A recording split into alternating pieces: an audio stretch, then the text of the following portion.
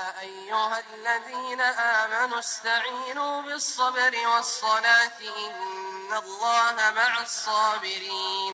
اعوذ باللہ من الشیطان الرجیم، بسم اللہ الرحمن الرحیم، الحمد للہ والصلاة والسلام علی رسول اللہ وآل رسول اللہ واللعنۃ الدائمہ علی اعدائہم اعداء اللہ، اما بعد فقد قال اللہ تبارک وتعالی فی کتابہ المجید وفرقانہ الحمید وقولہ الحق استعینوا بالصبر والصلاة۔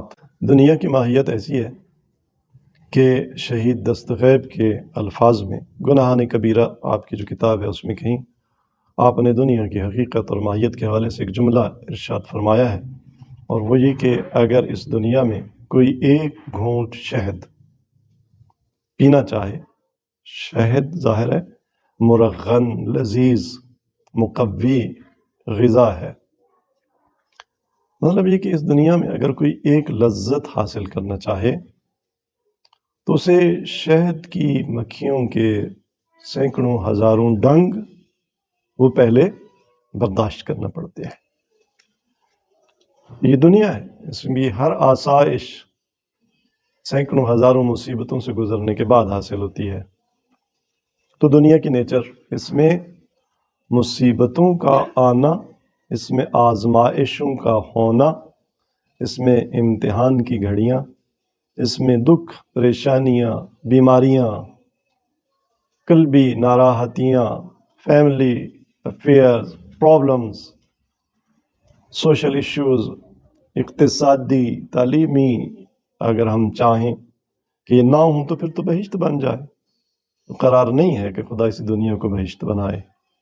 لہٰذا اس دنیا میں مصیبتیں، سختیاں، صبح سحر کے وقت اٹھنا، ٹھنڈے پانی سے وضو کرنا، اور گرمائش کا کوئی وسیلہ نہیں ہے، ٹھنڈے ماحول میں نماز اور کھانا بنانا، سارے کام دنیا کے، مزدوروں کا گھروں سے باہر نکلنا، خانمات کا گھر میں کام کرنا، خلاصہ سختیاں ہیں۔ یہ سختیاں بعض اوقات شدید ہو جاتی ہیں، اور انبیاء اور اولیاء الہی پر، اللہ کے بندوں پر تو کچھ زیادہ ہی شدید ہو جاتی ہیں۔ زلزلو قرآن کے الفاظ میں، بعض اوقات راہ خدا میں تو سختیاں اتنی شدید ہو جاتی ہیں کہ جیسے کسی کے وجود میں زلزلہ آ جائے۔ تو خلاصہ سنت خدا ہے، اس دنیا میں سختیاں ہیں، لیکن جب بھی آپ محسوس کریں بہت سخت ہو گیا زندگی کا معاملہ، تو خدا نے راستے رکھے ہیں، آسانیاں رکھی ہیں، طریقے رکھے ہیں۔ ان میں ایک اہم طریقہ خدا نے تبارک تعالیٰ جو تلاوت کی، ارشاد فرمایا استعینوا بالصبر والصلاۃ، مدد لو، کس سے؟ صبر بڑھاتے جاؤ، سختی بڑھتی جائے تم اپنا صبر بڑھاتے جاؤ، اور نماز کے ذریعے۔ نماز میں کیا پوشیدہ ہے، کیا کیا خدا نے رکھا ہے، وہ ہم نہیں سارا ایسا کر سکتے، لیکن جب سختی ناقابل تحمل ہو جائے تو کیا کرو؟ مصلی عبادت پر آ جاؤ، نماز کے لیے 2 رکعت نماز۔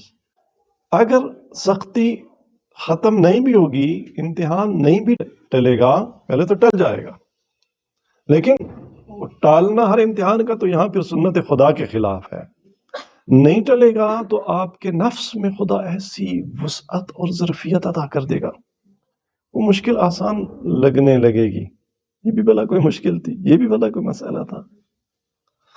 سرکار رسالت مآب صلی اللہ علیہ وآلہ وسلم، آپ کا نورانی ارشاد اس حوالے سے، کان اذا اصاب اہلہ خصاصہ قال، جب آپ کے اہل و عیال سختی میں مبتلا ہو جاتے، بعض اوقات گھر کا سربراہ وہ جھیل پاتا ہے سختیاں، لیکن اہل و عیال اتنی وسعت ظرفی نہیں رکھتے۔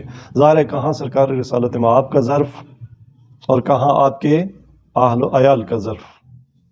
تو نبی کا خانوادہ، نبی کا کنبہ، نبی کے اہل بیت، جب ان پر سختی آ جاتی تو آپ کیا فرماتے؟ قال قوموا الی الصلاۃ، اٹھو نماز پڑھو، نماز ادا کرو۔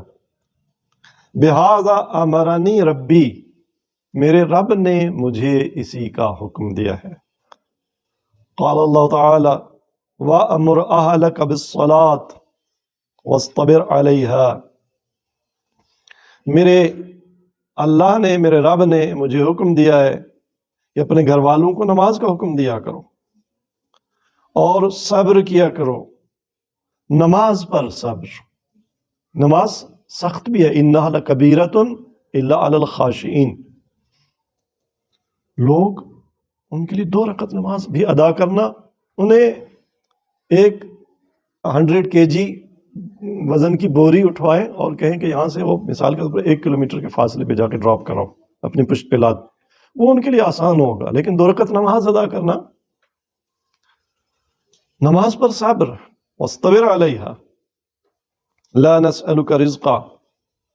عجیب ہے، انسان کی بہت ساری، بلکہ شاید 80% سختیاں اس دنیا کی، ان کا الٹیمیٹ جو اینڈ ہے یا روٹ کاز ہے وہ ہماری معاشیات ہوتی ہیں، ہماری اقتصادیات ہوتی ہیں، پیسے کی کمی، وہ حقیقی ہو یا مجازی ہو یا ہماری خود ساختہ ہو۔